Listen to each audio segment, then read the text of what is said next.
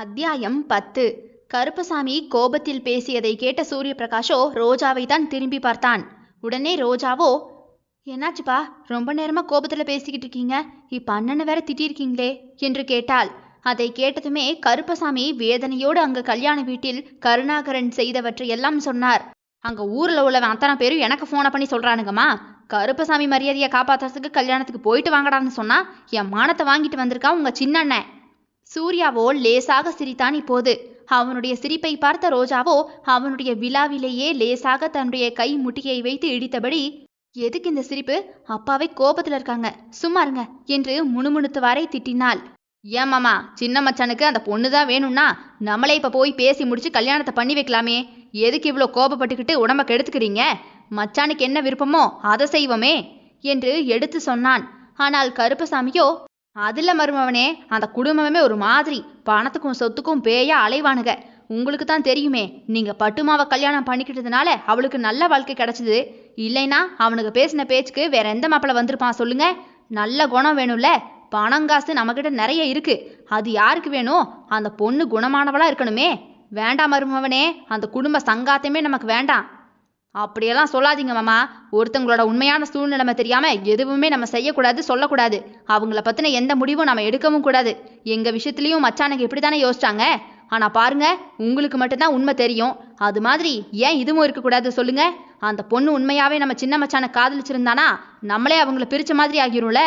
அது மருமவனே, அந்த புள்ளையே நிச்சயதார்த்தத்துக்கு சம்மதிச்சிருச்சான், அது சின்னவனை விரும்பலையாம், கருணாகரன் பழி வாங்க பாக்குறான்னு ஏதேதோ சொல்லியிருக்கான். அப்புறம் எப்படி காதலிச்சிருக்க முடியும், நம்ம பையன் என்ன செஞ்சு வச்சான்னு ஊருக்கு போனா தானே நமக்கே தெரியும், இன்னும் செத்த நேரத்துல போயிருமோல அவனுக்கு இருக்கு. சும்மா இருங்க மாமா, யாரோ எவரோ ஃபோன் பண்ணி சொன்னதுக்கு அதெல்லாம் வச்சு நம்ம மவனை ஏதோ சொல்லிவிடாதீங்க, அந்த பொண்ணுமே நல்ல பொண்ணு தான், அன்னைக்கே கருணாகரன் என்ன சொல்லுவான்னு அவனை ஏதாவது பார்த்துச்சு, நம்ம தான் அவங்கள விரட்டி விட்டுட்டோம். ஏய் சும்மாருடி, அன்னைக்கு அந்த பால்ராஜ் கல்யாணக்கார்ட்ட கொண்டு வரும்போதே நீ வாய வச்ச, இப்ப அதே மாதிரி நடக்குது பாரு, இனி ஏதாவது உன் மவனுக்காக நீ பேசுன நான் கொன்றுவேன். இதுக்கு ஒன்றும் குறைச்சல் இல்லை, என்னை இப்படியே சொல்லிட்டு அதுக்கப்புறம் நீங்க தான் மவனுக்காக நிற்க போறீங்க பாருங்க, உங்களை எனக்கு தெரியாதாக்கும் என்று தன் முகத்தை திருப்பி கொண்டார் மல்லிகா. ரோஜா இவர்களின் சண்டையை பார்த்துவிட்டு ஒரு மாதிரி வெட்கத்தோடு சூர்யாவை பார்த்தாள். இதெல்லாம் யூனிவர்சல் புருஷன் பொண்டாட்டி பிரச்சனைடி, இதெல்லாம் மாற்ற முடியாது என்று சொல்லி சிரித்தான் சூர்யா. அதை பார்த்த கருப்பசாமியோ, மகளும் மருமகனும் சந்தோஷமாக பேசி கொண்டு வருகிறார்கள், இந்த நேரத்தில் நம் கோபத்தை சண்டை போட்டு காட்டக்கூடாது என்று அமைதியாகிவிட்டார். அவர்கள் சாயங்காலம் போல வீடு வந்து சேர்ந்தனர். மீனாதான் ஓடி வந்து ரோஜாவையும் குழந்தைகளையும் தூக்கி கொண்டாள். எப்படி தம்பி இருக்கீங்க, ரோஜா எப்படி இருக்கா என்று கேட்டுக்கொண்டே உள்ளே போனாள்.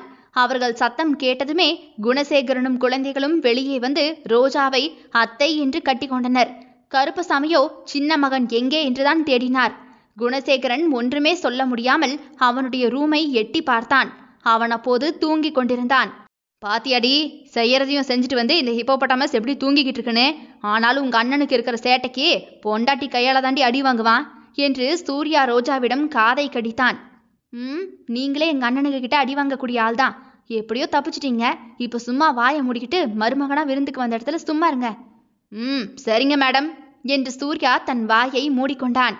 குணசேகரன் தான் இப்போது, வாங்க வாங்க மாப்பிள்ள, எப்படி இருக்கீங்க என்று சூர்யாவை கேட்டான். நல்லா இருக்க மச்சான், சின்ன மச்சான் எப்படி இருக்காரு என்று கேட்டுவிட்டு உட்கார்ந்தான். அதற்கு மேல் என்ன பேசுவதென்று தெரியாமல் எல்லோருமே அமைதியாகவே இருந்தனர்.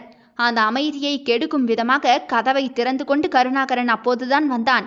அவன் அழகாக பட்டு வேஷ்டி சட்டையில் கிளம்பி வந்தான். அவனை பார்த்ததும் தான் சூர்யாவுக்கு எல்லாமே புரிந்துவிட்டது. ஆஹா, இவன் இன்னைக்கு ஒரு சம்பவத்தை பண்ணிட்டு தான் வீட்டுக்கு வருவான் போல, மச்சான் நம்ம மெத்தட கடைபிடிக்க போறாண்டோய் என்று குதூகலமாகிவிட்டான். என்ன சின்ன மச்சான், கோவிலுக்கு கிளம்பிட்டீங்க போல இருக்கு என்று நக்கலாகவே கேட்டான்.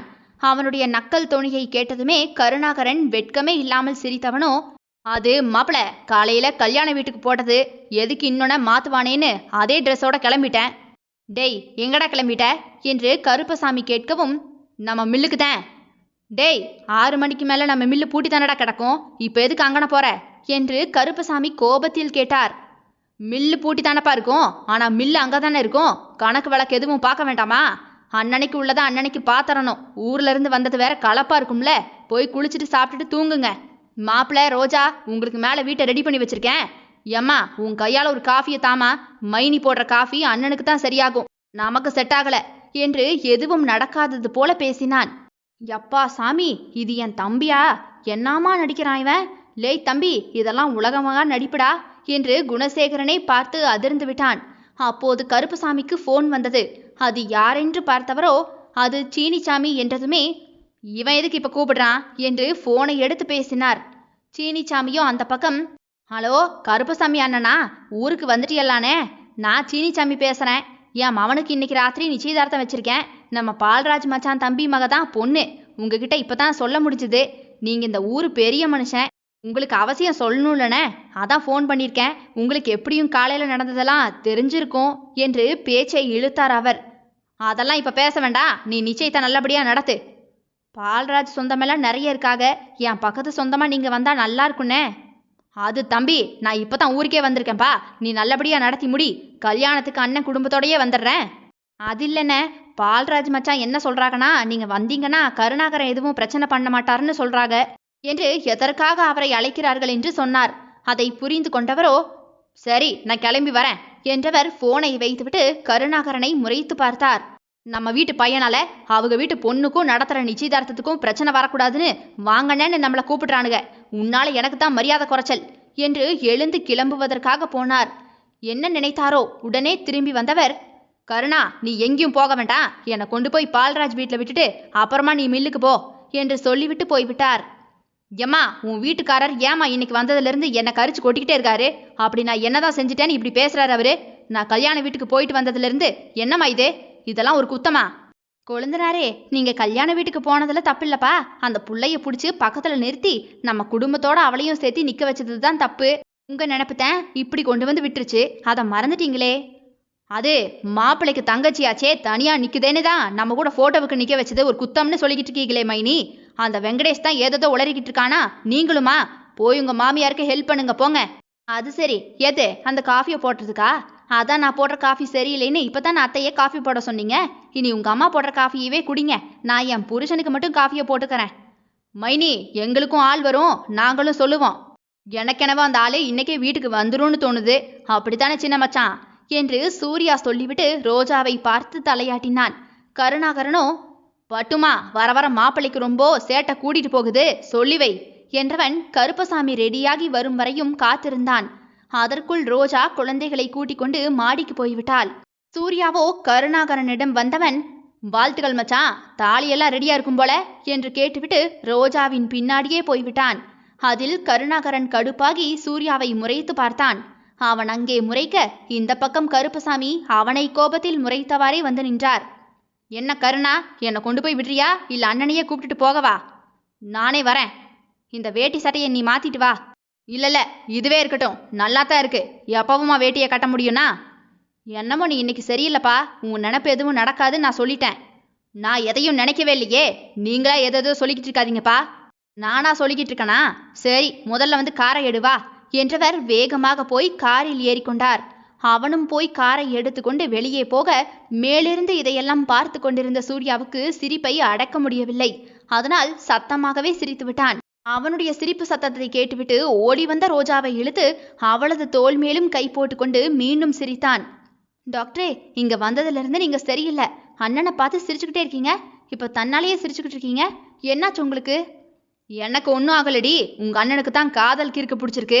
அதை வெளியே சொல்லவும் முடியாம, அந்த பொண்ணு தான் வேணும்னு அடம் பிடிக்கவும் முடியாம, ஐயோ அந்த பொண்ணோட நிச்சயத்துக்கே உங்க அப்பாவோட போறான் பாரு, அதை நினைச்சு சிரிக்கிறேன்டி. எது, எங்க அண்ணனோட கஷ்டம் உங்களுக்கு சிரிப்பா இருக்குதா? அண்ணன் ஒன்றும் அப்படி லவ் எல்லாம் பண்ணாது, அண்ணனுக்கு அதெல்லாம் செட்டும் ஆகாது. ஏய், அப்படியெல்லாம் ஒன்றும் இல்லை. உங்க அண்ணன் போகும்போது சிங்கிளா போறான், வரும்போது பாரு ஜோடியா வருவான். அதுவும் உங்க அப்பா முன்னாடி தான் கல்யாணமும் பண்ணுவான் பாரு. சொல்ல போனா உங்க அண்ணனோட பிளானே இதுதான்.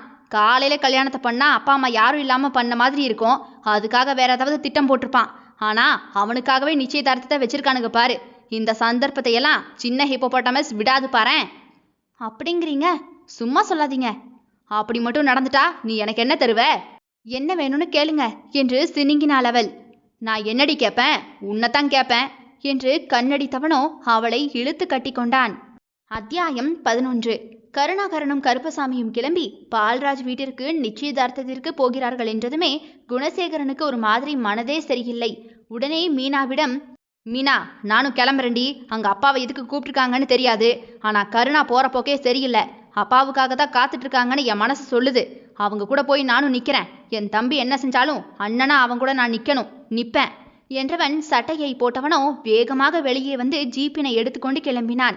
ஜீப் சத்தம் கேட்டதுமே சூர்யாவும் ரோஜாவும் வெளியே வந்து பார்த்தனர்.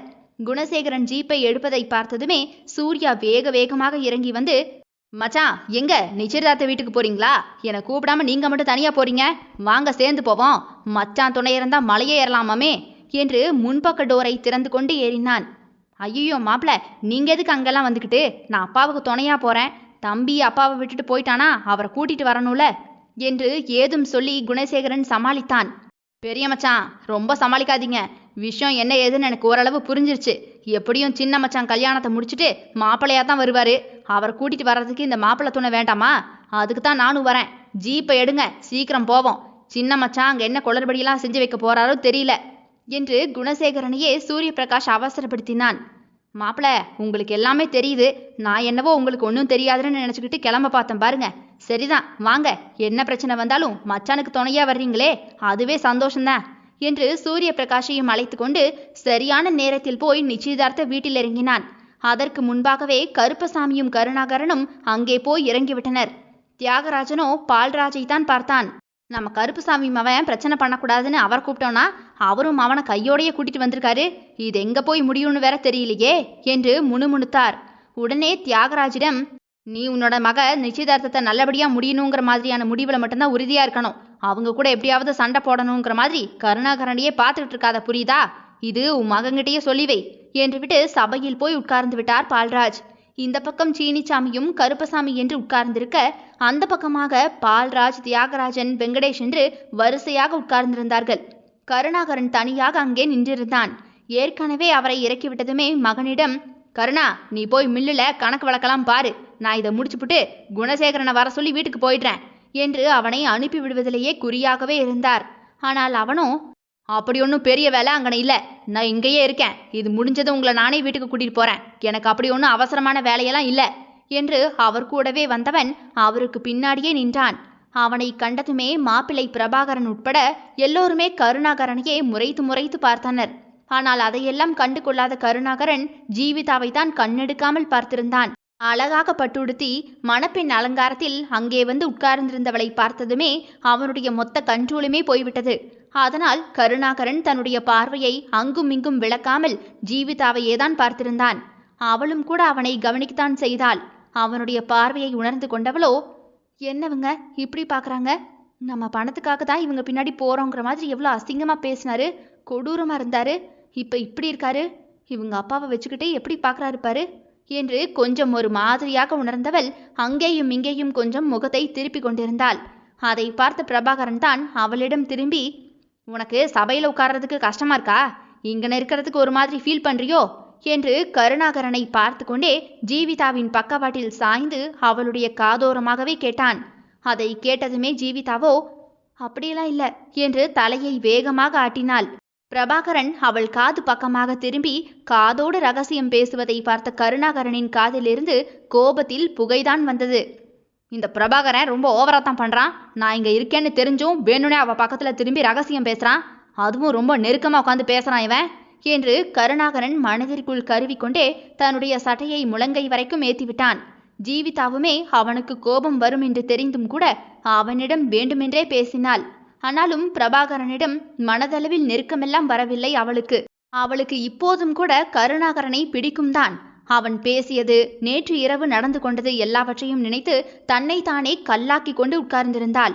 3 வருட காலமாக ஆசைப்பட்டு காத்திருந்து அது நடக்காமல் இன்னொருத்தனோடு கல்யாணம் நிச்சயமாகுவதெல்லாம் ஒரு பெண்ணுக்கு எப்பேற்பட்ட வலியை கொடுக்கும் என்று யாருக்குமே தெரியவில்லை.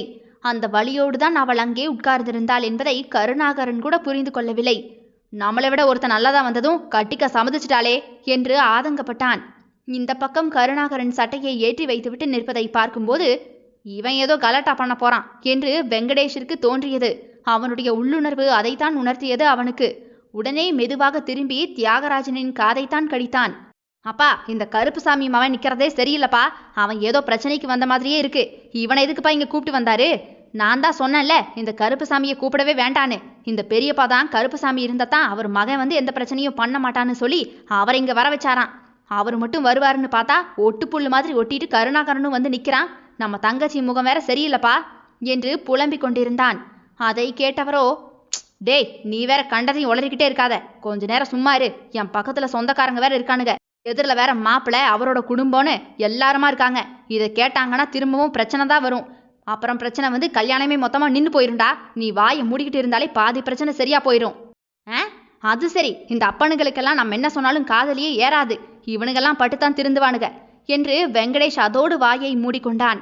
சீனிச்சாமி மெதுவாக பால்ராஜிடம் இப்போது சபையில் வைத்து, மச்சான் நிச்சயதார்த்தத்தை ஆரம்பிக்கலாமா, இல்ல வேற ஏதாவது பேச வேண்டியது இருக்கா என்று கேட்டார்.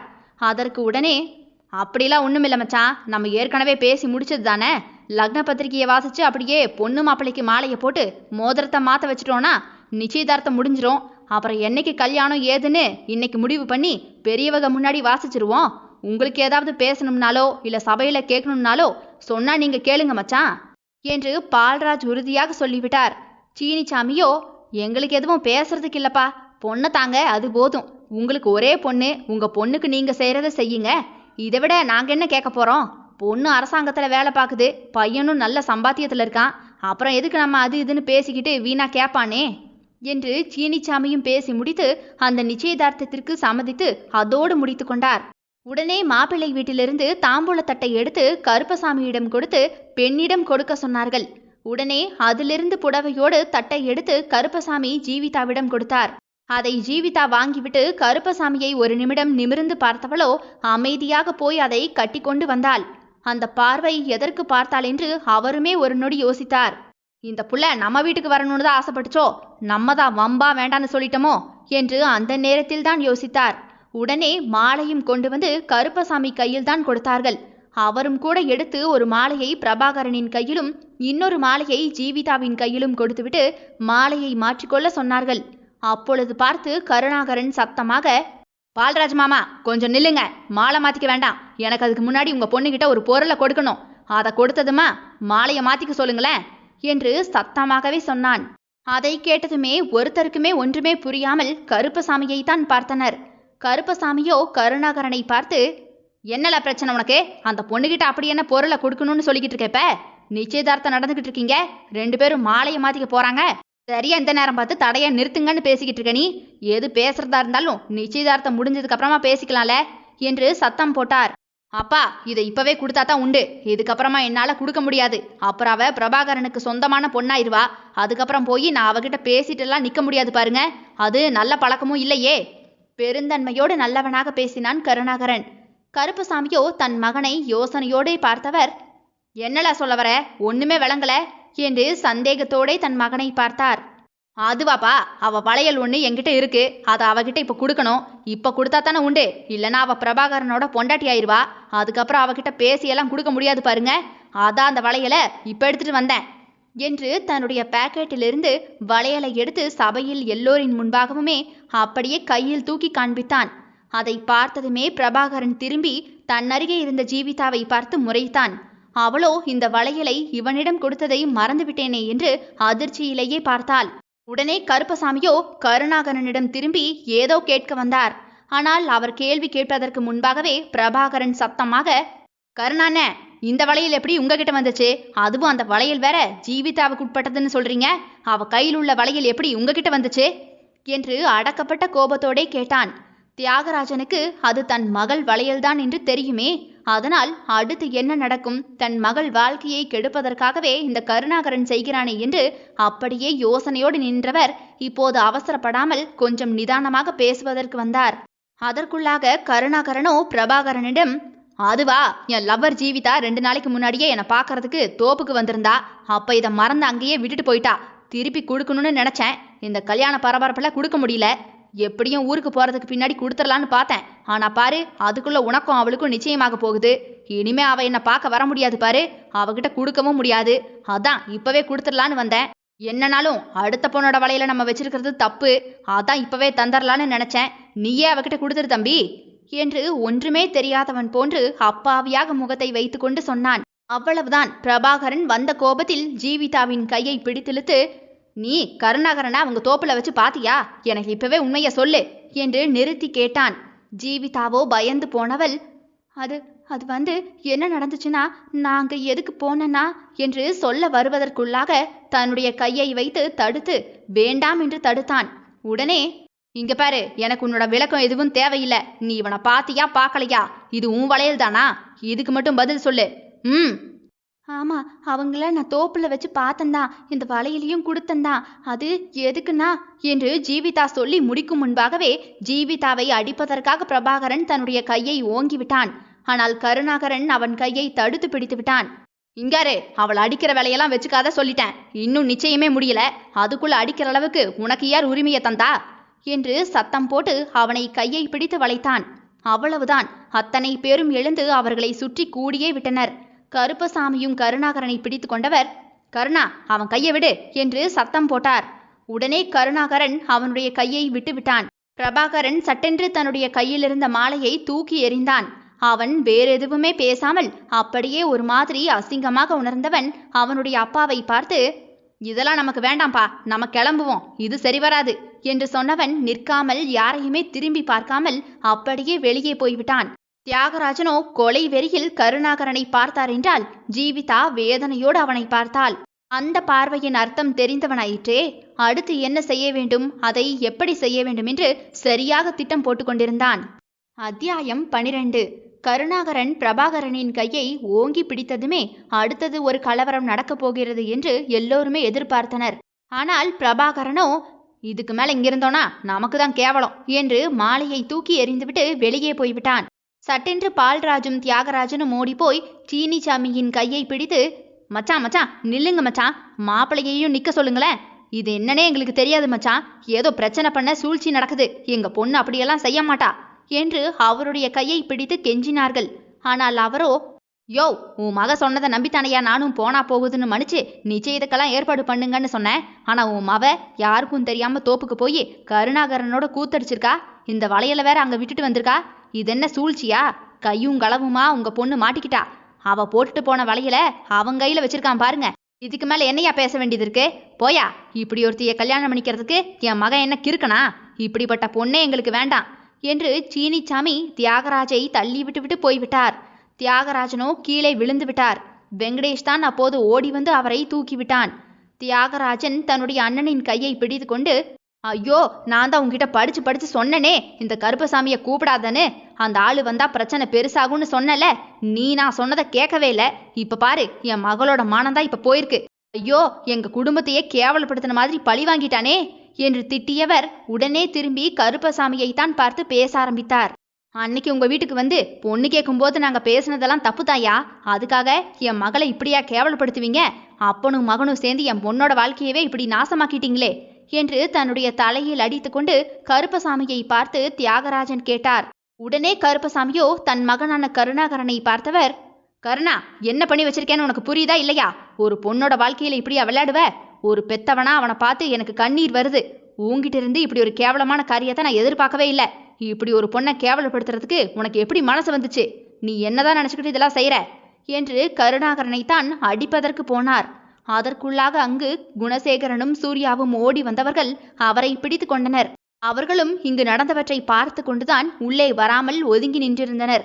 கருப்பசாமி இப்போது கருணாகரனை அடிப்பதற்கு போகவுமே சூரிய பிரகாஷ் அவர்களுக்கு இடையில் போய் நின்று விட்டான்.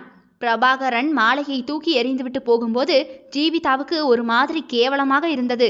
இந்த வளையல் எப்படி அவங்க கிட்ட போச்சுன்னு யாருமே காரணம் கேட்கலையே. அந்த பிரபாகரன் சந்தேகப்பட்டுட்டு தான் போனான். அவன் போகட்டும், ஆனா அவன் சொன்ன ஒரு வார்த்தையில அவன் கூட தோப்புல அசிங்கமா இருந்திருப்பேன்னு தானே எல்லாரும் நினைப்பாங்க. இப்படிப்பட்டவன் கூட எனக்கு கல்யாணம் ஆகாம இருக்கிறதே நல்லதுதான். போனா போகட்டும் என்று நினைத்தாலும் கூட அங்கு சுற்றி நின்று கேவலமாக பார்த்த சொந்தக்காரர்களை பார்த்ததுமே ஜீவிதா ஒரு மாதிரி அசிங்கமாக உணர்ந்து தலையை குனிந்து கொண்டே அழுதாள். அப்படியே தரையோடு தரையாக உட்கார்ந்து முகத்தை மூடி வெடித்து அழ ஆரம்பித்து விட்டாள். அவள் அழுததை பார்த்ததுமே அவளுடைய அம்மா ஓடி வந்து அவளை தூக்கி உள்ளே அழைத்து போக முயன்றார். அப்போது பார்த்து வெங்கடேஷ் தியாகராஜனிடம் வந்தவன், அப்பா, நான் தான் அன்னைக்கே சொன்னனேப்பா, இவளுக்கும் கருணாகரனுக்கும் பழக்கம் இருக்குதுன்னு. இங்க 2 பேரும் காதலிக்கிறாங்கன்னு சொன்னல. நேற்று நைட்டே ஓடி போகத்தான் பிளான்லாம் பண்ணியிருந்தாங்கன்னு சொன்னேன். நீங்க தான் நான் சொன்னதை நம்பாமலையும் இது எதுவும் தெரியாமலையும் அவளுக்கு கல்யாணத்தை பேசுனீங்க. காலையில நடந்தது தான் இதுக்கு சாட்சியே. அப்பவே சுதாரிச்சிருந்தா இவ்வளோலாம் நடந்திருக்காதுல்ல, இவ்வளோ கேவலமும் வந்திருக்காது என்று அவனுமே அவன் பங்குக்கு எரியும் நெருப்பில் எண்ணெயை ஊற்றினான். அதை கேட்ட ஜீவிதாவோ தன்னுடைய அண்ணன் என்றும் கூட பார்க்காமல் அவன் பக்கத்தில் வந்தவள் சட்டென்று அவனை இழுத்து அவனுடைய கன்னத்திலேயே ஒரு அறை விட்டு விட்டாள். அதை எதிர்பார்க்காத வெங்கடேஷ் கூட தன் கன்னத்தை பிடித்தவாறே, என்ன என்ன ஜீவிதா பண்ற? தப்பெல்லாம் நீ பண்ணிட்டு நான் அதை கண்டுபிடிச்சதும் என்னையே போட்டு அடிக்கிறியா? என்ன அடிச்சுட்டு நீ நல்லவளாக பாக்குறியோ? நீ இவனை காதலிச்சினதுனால தானே 3 வருஷமா வேற எந்த வரன் வந்தாலும் கூட வேண்டாம் வேண்டான்னு எல்லா வரனையும் தட்டி கழிச்ச, உண்மைய சொல்லு என்று கேட்டான். அதை கேட்டதுமே கருணாகரனும் கூட திரும்பி அவள் என்ன இதற்கு பதில் சொல்ல போகிறாள் என்று ஜீவிதாவையே பார்த்தான். உடனே ஜீவிதாவோ, ஆமா ஆமாடா ஆமா, எனக்கு அவரை ரொம்ப பிடிக்கும், அவங்களத்தான் காதலிக்கிறேன் போதுமா? முதல்ல அவங்கள கல்யாணம் பண்ணிக்கிறதுக்கு நான் ரொம்ப ஆசையா இருந்தேன். எனக்கான வாழ்க்கை துணை இவர் தான் காத்திருந்தனா. ஆனா நீயும் உங்க அப்பனும் பேராசைப்பட்டு ரோஜாவுடைய குறையெல்லாம் சொல்லி காமிச்சதுல அந்த கல்யாணமே நின்று போச்சு. இவங்க எனக்காக திரும்பவும் வந்து பொண்ணு கேட்பாங்கன்னு நான் காத்திருந்தேன். அது எதுவும் நடக்கல. அதனாலதான் நீங்க யாரை பார்த்தாலும் கல்யாணம் பண்ணிக்கிறேன்னு நான் சம்மதிச்சேன். இப்ப அதுக்கு என்ன பண்ணணுங்கிற நீ? இந்த விளக்கம் உனக்கு போதுமாடா என்று தைரியமாக அவள் கருணாகரனை காதலித்ததையும் அவனுக்காக இவ்வளவு நாட்கள் காத்திருந்ததையும் சொன்னதுமே கருணாகரனுக்கே ஒரு மாதிரி மனது பிசைந்தது. அந்த மடப்பயலுங்க தான் முட்டாள்தனமா பணத்தாசை பிடிச்சு பேசினதுக்கு ஒரு நல்ல பொண்ணை வேண்டான்னு சொல்லி காயப்படுத்திட்டமே என்றுதான் கருப்பசாமி கூட வேதனையோடு அவளை பார்த்தார். ஓஹோ, அதுக்கு தான் அவனை போய் தோப்புல தனியா பார்த்து சந்திச்சியோ? அவன் கையில உன் வளையல் போகிற அளவுக்கு பழகுனீங்களோ என்று அண்ணனாக இருந்து அசிங்கமாகவே கேட்டான். இந்த வளையல் அவங்க கைக்கு எப்படி போச்சு அப்படிங்கிறத சொல்ல வேண்டிய அவசியம் எனக்கு இல்லை. நான் சொல்லி உங்களுக்கு புரிய வைக்கணுங்கிற தேவையும் இல்லை. இப்போ என்ன, எனக்கும் அவருக்கும் பழக்கம் இருக்குது. நான் அவர் கூட தப்பாக தான் இருந்தேன். நீங்கள் எல்லாம் நினைக்கிறீங்களா? ஆமாடா, அப்படித்தாண்டா, அப்படித்தான் பழகுனேன். இனியும் அப்படித்தாண்டா நான் இருப்பேன். இப்போ என்னடா செய்யணும்? இப்போ என்ன செய்யணும்னு சொல்ல வரீங்க ஆ என்று மிக தைரியமாக எதிர்த்து நின்று, ஆமாடா தப்பு தாண்டா செஞ்சேன் என்று ஒத்துக்கொண்டாள் அவள். கருணாகரன் கூட இப்படிப்பட்ட ஒரு தைரியமான பதிலை அவளிடம் எதிர்பார்க்கவில்லை. அவளுதா கூட பார்த்துக்கலாம், அடுத்து என்ன செய்யணும்னு நாம தான் தெளிவா இருக்கிறோமே என்று மிக தெனாவெட்டாக நின்றிருந்தவனின் இதயத்தை, அந்த கல் நெஞ்சை ஜீவிதாவின் தைரியமும் அவள் சொன்ன அந்த காதலும் பிடித்திருந்தது. அப்படியே பிடித்து இழுத்து விட்டது. அங்கு அவள் பேசிய வார்த்தைகள் அனைத்துமே அவனுடைய கல் மனதை கூட அசைத்து பார்த்தது. அவள் அப்படி சொன்னதுமே ஒட்டுமொத்த சொந்தமும் அப்படியே அமைதியாகி விட்டனர். ஒரு பொம்பளை புள்ள, ஆமா நான் அவன் கூட தான் இருக்கேன், அவனைத்தான் பிடிச்சிருக்குன்னு சொல்றது எவ்வளோ பெரிய விஷயம் என்று வாயடைத்து போய் பார்த்து கொண்டிருந்தனர். அதை கேட்ட தியாகராஜனோ அவளை ஓங்கி ஒரு அறை விட்டார். இதை எதிர்பார்க்காத ஜீவிதா அப்படியே தள்ளாடி கீழே விழும்போது அவளை கருணாகரனின் கை வந்து தாங்கி பிடித்து அப்படியே தன் நெஞ்சோடு அணைத்து கொண்டது. கருப்பசாமியே மகனையும் அவன் செயலையும் பார்த்து, என்ன நடக்குதுங்க என்று ஒன்றுமே புரியாமல் கொஞ்ச நேரம் அப்படியே அமைதியாக நின்றிருந்தார். கருணாகரா, என்ன பண்ணிக்கிட்டு இருக்கேன்னு உனக்கு புரியுதா? அந்த பொண்ணோட வாழ்க்கைய சின்ன பின்னமாக்குற மாதிரி நீ எல்லாம் பேசி வச்சுட்டு இப்படி நிக்கிற நீ என்ன நினைச்சு இவளையும் செஞ்ச? அதை சொல்லு முதல்ல என்று தன்மையாகவும் பொறுமையாகவுமே அவனிடம் கேள்வியை கேட்டார். அப்பாவை திரும்பி ஒரு பார்வை பார்த்தவன் ஒன்றுமே பேசாமல் பிரபாகரன் தூக்கி எறிந்துவிட்டு போன மாலையை, ஜீவிதாவின் கையில் உள்ள மாலையை அப்படியே எடுத்தான். குணசேகரனோ அவனுடைய கையை பிடித்து, தம்பி தம்பி என்ன செஞ்சுக்கிட்டு இருக்க? அப்பா உங்ககிட்ட தானே கேள்வி கேட்டுட்டு இருக்காரு, அவரை மதிக்காம நீயும் ஏதேதோ செஞ்சுக்கிட்டு இருக்க என்று அவனை பிடித்து திட்டினான்.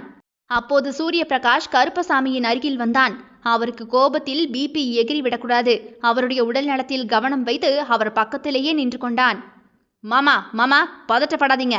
சின்ன மச்சான் எது செஞ்சாலும் யோசிச்சு நல்ல முடிவு தான் எடுத்திருப்பாரு, கொஞ்சம் அமைதியா இருங்க என்று அவரை சேரில் உட்கார வைத்தான். அதற்குள் கருணாகரனோ தன்னுடைய கையில் உள்ள மாலையை ஜீவிதாவின் கழுத்தில் போட்டு அவளிடம் தனக்கு மாலை போடும்படியாக சொன்னான்.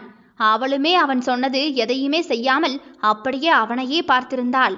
அவள் அப்படியே நிற்கவும் அவளது கையில் உள்ள மாலையை அவள் கையை பிடித்து தன்னுடைய கழுத்தில் போட வைத்தவன் தன் கையில் உள்ள மாலையை அவள் கழுத்தில் போட்டான். ஜீவிதாவுக்கு அவன் என்ன செய்ய போகிறான் என்று தெரிந்ததுமே அங்கிருந்து விலகி போக முயன்றாள்.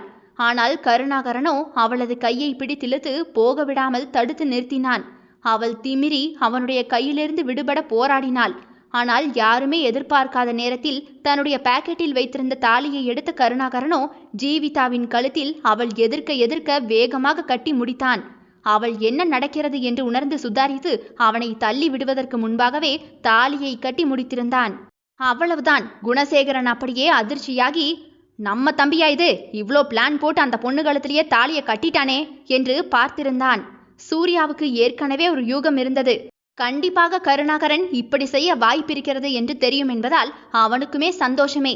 ஆனால் பெரியவர்கள் யாருமே இதை எதிர்பார்க்காததால் அப்படியே அதிர்ச்சியில் உறைந்து போய் நின்றனர். தியாகராஜனுக்கு ஒன்றுமே சொல்ல முடியாமல் வேகமாக கருணாகரனின் அருகில் வந்தார்.